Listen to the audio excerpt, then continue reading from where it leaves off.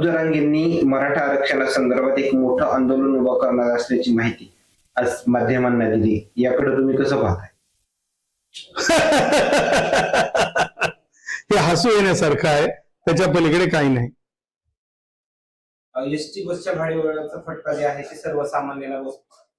मला असं वाटतंय की परिवहन मंत्री प्रताप सरनाईक यांनी भाडेवाढीचा फटका सर्वसामान्य कष्टकऱ्यांना, शेतमजुरांना, शेतकऱ्यांना, ज्यांची म्हणजे टेस्ला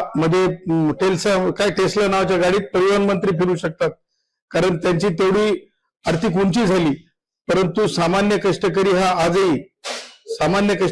आजही जो आहे लालपरीमध्ये जातो, तेव्हा याचा विचार करावा. टेस्लामध्ये ते फिरू शकत नाहीत, त्याचंही त्यांना लक्षात असलं पाहिजे. आणि त्यांनी ह्या सगळ्या गोष्टी लोकांच्या जनभावना लक्षात घेता मर्सिडीज आणि टेस्ला जरी काही लोकांकडे असली तरी सुद्धा त्यांनी मंत्री झाल्याच्या नंतर हे जे आहे सामान्य माणसासाठीचे कार्य करायचे असते. आणि ही जी वाढ आहे, ही जी म्हणजे काय म्हणतो त्याला आपण, तिकीट दरामध्ये जर वाढ असेल तर ती वाढ ताबडतोब कमी करावी किंवा रद्द करावी असं मला वाटतं. सुनीत्रा पवार मुख्यमंत्री व्हावेत अशी इच्छा जय पवार यांनी व्यक्त केली. नाही बघा, लोक मला एवढंच म्हणता येईल की ते जय पवारांचं ते व्यक्तिगत मत असू शकते. भूसंपादन प्रकरणी एका बीडच्या तत्कालीन जिल्हाधिकारी अविनाश पाठक यांना अटक करण्यात आली. या घटनेकडे कसं पाहता? मला असं वाटतंय की अधिकाऱ्यांनी नेहमी सजग राहिलं पाहिजे. कोण काय अधिकाऱ्यांना सूचना देते ह्यापेक्षा अधिकाऱ्यांनी कायद्यात काय म्हटलेले हे लक्षात घेतलं पाहिजे. आणि म्हणून अशा प्रकारचे प्रकरण उद्भवतात आणि अशा प्रकरणांमधून काहीतरी मोठ्या कॉन्ट्रोवर्शियल गोष्टी घडतात आणि त्याच्यातूनच स्वतःला म्हणजे जिल्हाधिकारी म्हणजे एकतर प्रमोटी IAS असतात किंवा IAS असतात, स्वतःला अटकेपर्यंत घेऊन सोडतात.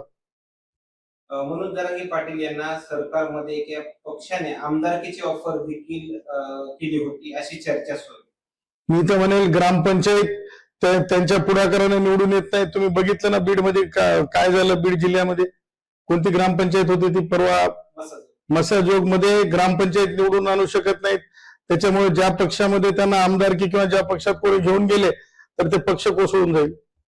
मनोज जरांगे पाटील यांच्या भेटीसाठी शिवसेनेचे मंत्री उदय सामंत हे वारंवार येत आहेत. काय चर्चा होत असावी? मला वाटतं ते उदय बऱ्यापैकी सांगू शकतील. राधाकृष्ण विखे पाटील म्हणतात की ओबीसी आरक्षणाला धक्का लागला नाही. ते म्हणजे कोण म्हणतात? विखे पाटील. मला असं वाटतं विखे पाटील हे भारतीय संविधानाचे अभ्यासक नाहीत आणि त्यापुढे जाऊन मला विखे पाटलांच्या वर म्हणजे दूरदराज त्यांना राजकारण करायचंय. परंतु माहिती न घेता मंत्र्यांनी भाष्य करू नये. त्यातले त्यात मला असं वाटतं की विखे पाटलांसारख्या ज्येष्ठ मंत्र्यांनी ते बिलकुल करू नये.